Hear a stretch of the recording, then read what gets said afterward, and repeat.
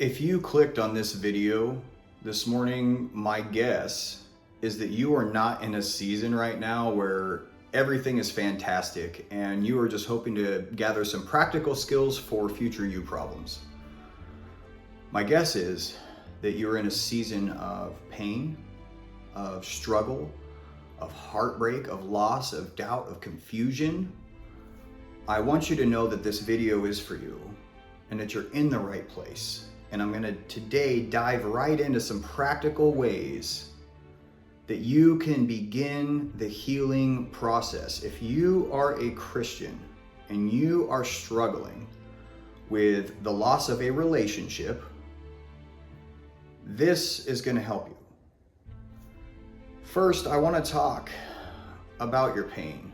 Pain is such a real thing, and the pain you're experiencing right now in this moment is the worst pain that you can feel. The loss of an attachment, they say, is the most painful thing that we can go through. And so I want you to know that I hear you, that I get it, and that I have compassion.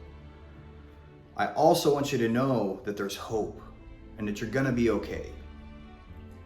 We're gonna dive right in. There's no editing, there's no fancy stuff, because I just wanna shoot it straight and just get right to the meat with some practical tips, practical steps, some things that you can apply to your life today in the now that are going to start you down the journey of healing as you walk in faith and you put your hope in and through Jesus. So first, we've got to talk about boundaries. The source of your pain, the person, maybe you were just dumped, maybe you're going through divorce. The situation is going to be unique to you, but boundaries are going to be the key. The first step that you can take is setting some healthy boundaries. Now, if this is a clean break, my recommendation is set whatever boundaries you need, but go no contact.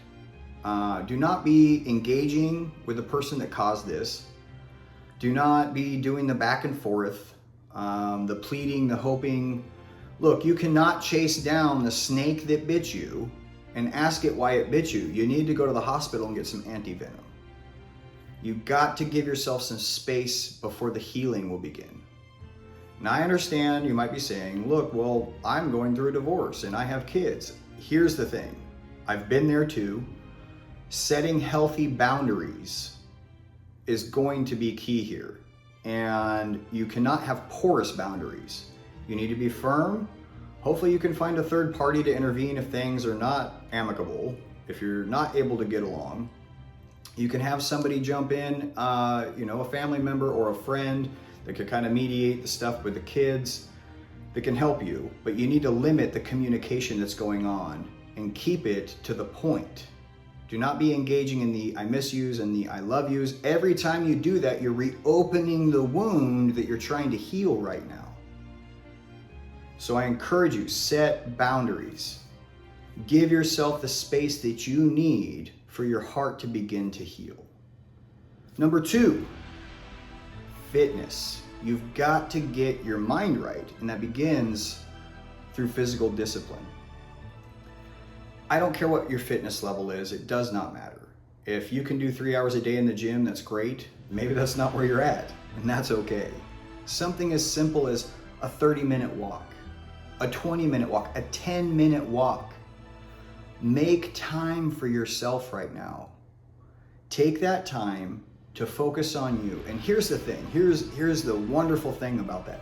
When you take 10 minutes, just 10 minutes for yourself every day, and you choose to go out and you go on a walk, or you say, you know what, I'm gonna go and I'm gonna spend 20 minutes in the gym. When you make that commitment to yourself and then you keep it, that is how you build self-confidence, which is probably hurting right now. You build self-confidence by making promises to yourself and then keeping them. Not through validation from your partner, not through the support of your friends. That self-confidence is rebuilt by keeping promises to yourself. And just a simple 10-minute walk can reset your brain chemistry in ways that nothing else can. Paul talks about disciplining the flesh. And when we discipline our flesh, when we take back control, when our brain says go and we make our body go, there is something spiritual that takes place in that. It gives you strength and control over your body, which allows the spirit to begin to do its work. Number 3, this is the faith piece. We have got to have community. You have got to have support. You need people that are going to speak truth into your life. Proverbs talks about, a wise ruler will have many advisors to seek wise counsel. You need godly support, not people who are going to jump on your bandwagon, who are going to co-sign your BS, but people that you can disclose and be transparent about your feelings with, who are not going to judge you, who are not going to jump on the bandwagon with the pitchforks and the torches, but who are going to give you valuable feedback, advice, and a listening ear in a godly way. As Christians, we need that godly truth spoken into our lives. Because every time you talk about what happened, every time you retell that story, it changes just a little bit. As you start to process what happened and how it happened, you're gonna gain clarity. And many people are gonna think you sound like a broken record, like you told this story 1,000 times. Why are you telling it again? This is your brain and your body processing the grief. You're going through grief right now. You're grieving the loss of what you had. But mostly, I almost guarantee, if I asked you right now, why are you so upset? It would be something like, oh, well, we were gonna do this. We were gonna move in together. We were going to get married. They promised me this thing in the future. You're grieving the loss of the future that you had hoped for.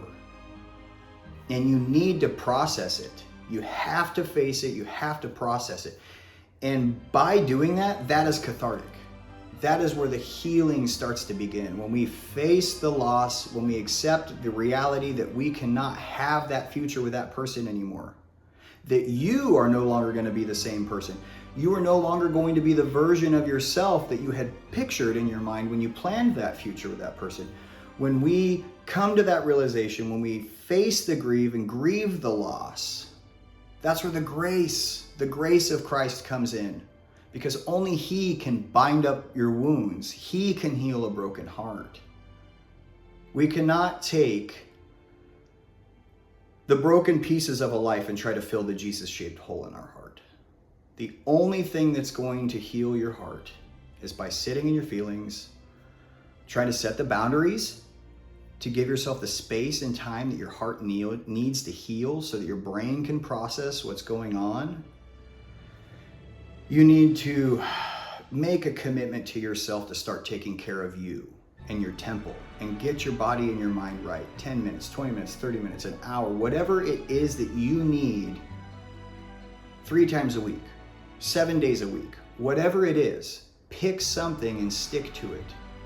Take care of yourself. Some self-care and some self-discipline is going to go a long ways to rebuilding your self-confidence. And then the community. Lean on your people. Confess it to them. Tell them what you did wrong. Tell them what the other person did. Start to process what happened. And then give your heart to God. And let His grace abound. I hope this helps.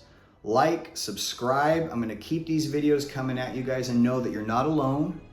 This is a paragraph in your story. It's not going to last forever, even though it feels like that right now. You're not alone. Have a blessed day.